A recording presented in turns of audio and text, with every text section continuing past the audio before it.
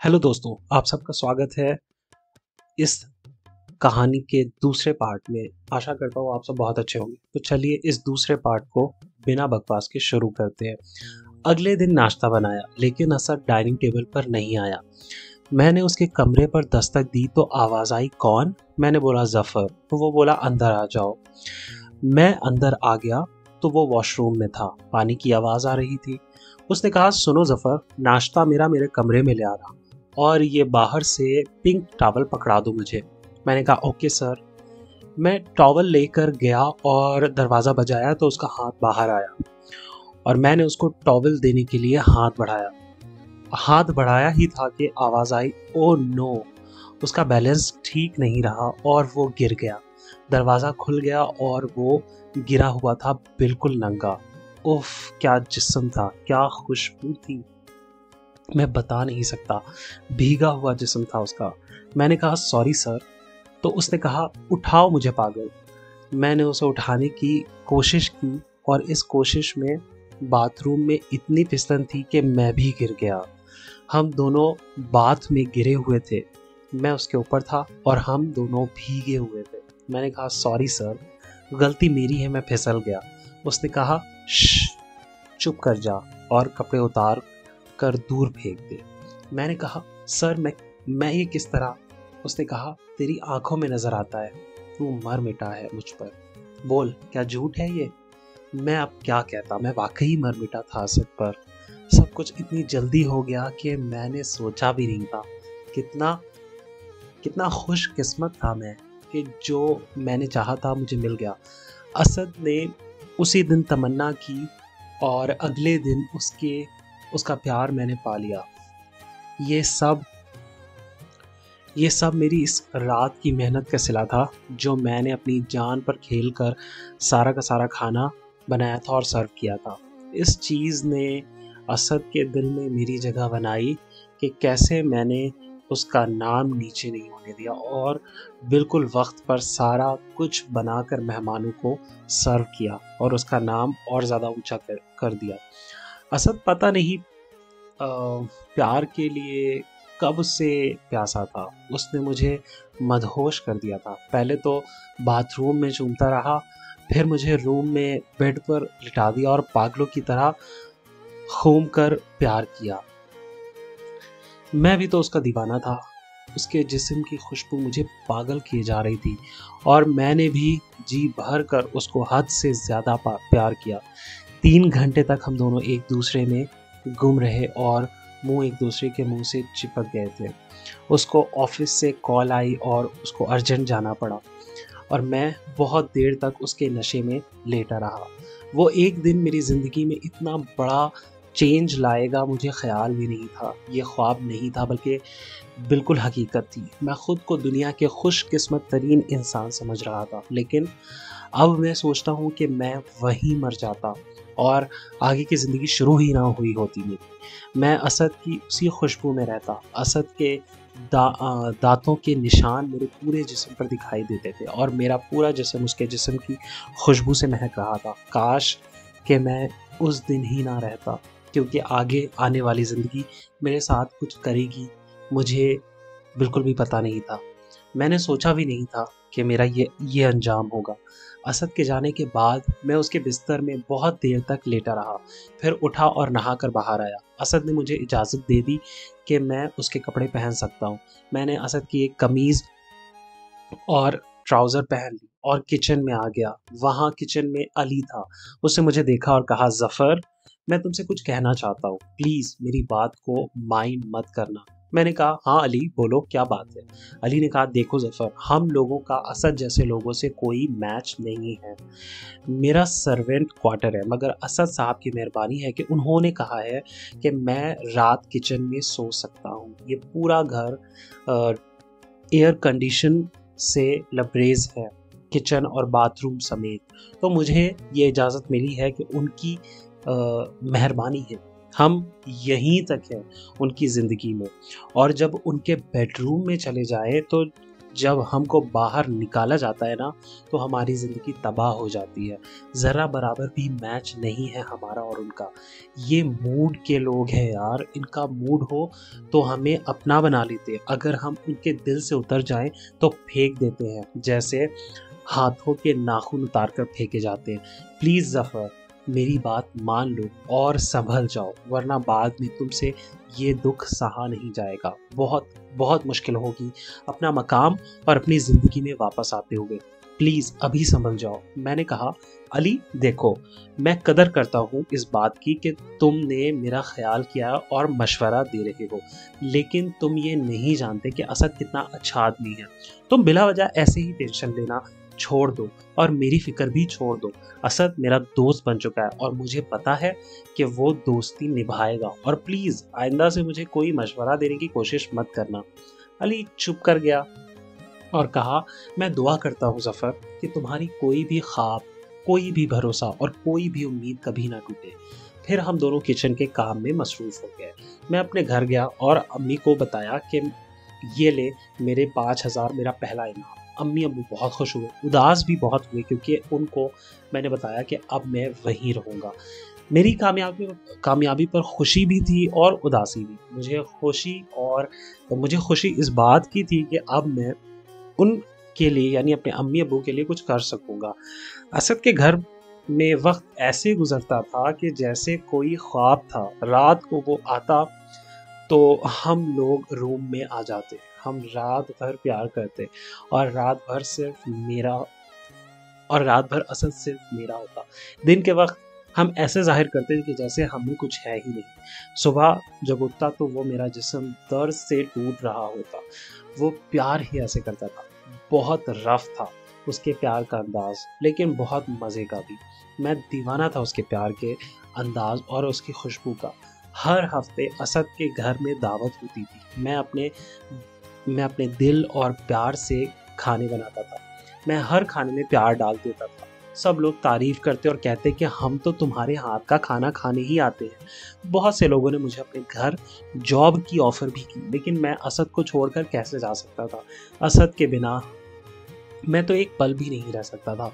Madam Zaara एक दफ़ा फिर से आई और पूछा कि क्या सोचा तुमने?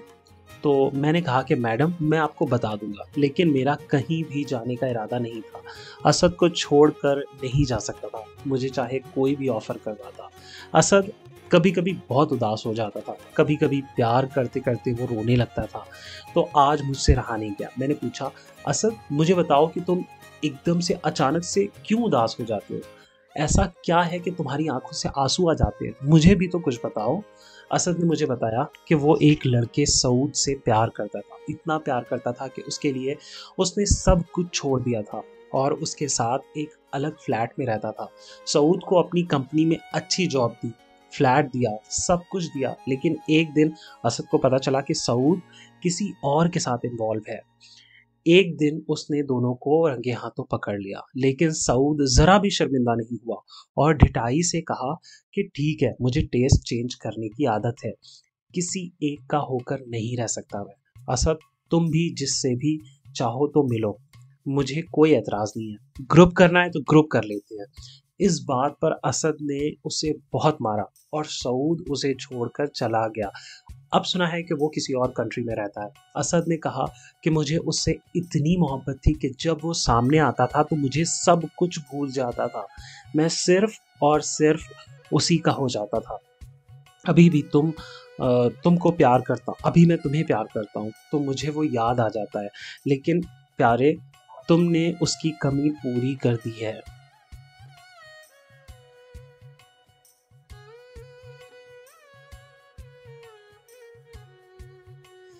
असद ने सऊद के बारे में बताया तो मुझे बहुत जलन हुई। मैंने कहा कि मुझे उसकी तस्वीर तो दिखाओ। उसने कहा कि मैंने गुस्से में उसकी सारी तस्वीर जला दी थी और मोबाइल में डिलीट कर दी थी। अब मेरा उससे कोई वास्ता नहीं है, बस याद आता है कभी कभी, लेकिन अब तुम्हारी मोहब्बत में वो भी नहीं याद आएगा। असद के घर में आकर ऐसा लगता था कि जैसे एक नई दुनिया में आ गया। परियों की कहानियों की तरह सब कुछ अच्छा लगता था और कोई मसला नहीं था। असद ने अब मुझे सब चीज़ें यूज़ करने की इजाज़त दे दी थी। अली चुपचाप मुझे देखता रहता और कुछ नहीं कहता। एक दिन असद ने बताया कि वो 2 हफ्तों के लिए ब्रिटेन जा रहा है। मैं चुप हो गया। ये 2 हफ्ते उसके बगैर कैसे गुजरेंगे? मैंने कहा, असद, क्या ऐसा नहीं हो सकता कि आप थोड़े दिन के लिए हो आओ?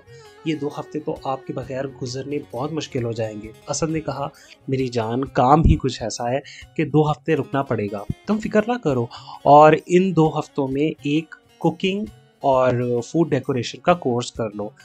मैंने तुम्हारा एडमिशन करवा दिया है और फीस भी भर दी है। मुझे बहुत टेंशन थी कि मैं उसके बिना वक्त कैसे गुजारूंगा। असद ने कहा, मेरा घर और मेरी चीज़ें तुम्हारी हैं और जैसे चाहे यूज़ करना, और घर का ख्याल रखना मेरी जान। उस रात असद ने मुझे टूट कर प्यार किया। मेरा अंग अंग दुख रहा था उसके प्यार से। सुबह सवेरे उसकी फ़्लाइट थी और वो 2 हफ्तों के लिए ब्रिटेन चला गया। मैंने कोर्स के लिए जाना शुरू कर दिया था और नई चीज़ें सीखना शुरू कर दी थी। फूड डेकोरेशन भी स्टार्ट कर दी थी। सब कुछ अच्छे तरीके से सीख रहा था कि जब असद आएगा तो उसे बनाकर खिलाऊंगा, और जब कोई न्यू फंक्शन होगा तो ये सब बनाकर सबको हैरान कर दूंगा। घर को संभाल रहा था और रात को असद के बेडरूम में सोता और उसकी खुशबू उसके उतरे हुए कपड़ों से लेता रहता। मेरी और अली की अच्छी दोस्ती हो गई थी। वो मेरे साथ एक बार मेरे घर भी आया हुआ था। हम दोनों ने वहाँ खाना बनाया और अम्मी अब्बा को खिलाया। उसने कहा, ज़फ़र, बहुत सुकून है तुम्हारे घर में, लेकिन मुझे तो सुकून अब असद के कमरे में ही मिलता था।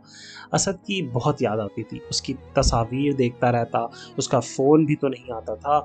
बस यही था कि एकदम सरप्राइज़ देगा वो मुझे। कब आओगे? अब तो 15 दिन भी हो गए हैं। मैं खुद से बातें करता रहता।